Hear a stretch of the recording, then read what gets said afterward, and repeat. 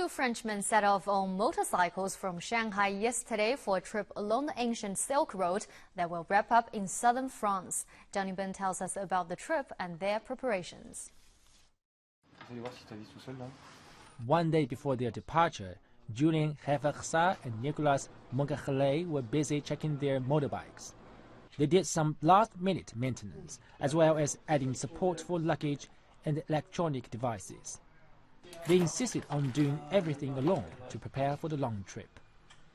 Trouble happened, it's always in the middle of nowhere, so we need, Julian and me, be able to repair almost anything everywhere.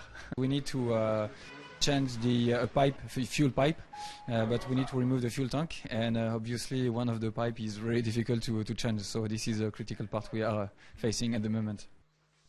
The duo will cross 15 Asian and European countries over the next 5 months, including Kazakhstan, Kyrgyzstan, Russia and Turkey. To make the trip possible, they spent several months getting the visas they need. Russian visa was the most difficult one because you need to get an invitation letter from a tourism company. The most difficult also was to give very precise date, basically, because we are going for 5 months, but Russia will be after 2 months. So we have to calculate exactly our window to enter in the country and exit in the countries. The original plan only included 12 countries, but as they put the details together, the trip got longer. Some countries were very troublesome because the embassy are in Beijing. It was very difficult for us to reach them on the phone. Sometimes they even don't speak English, so that was very troublesome. Yeah, the first time when I heard about his idea was a little bit like, oh my God, you're crazy.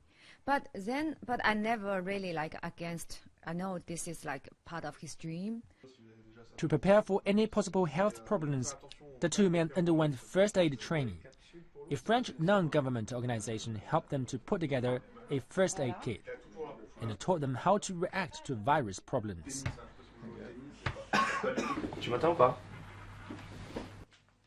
The two are quite optimistic about the trip, as they say communication with different people shouldn't be much of a problem.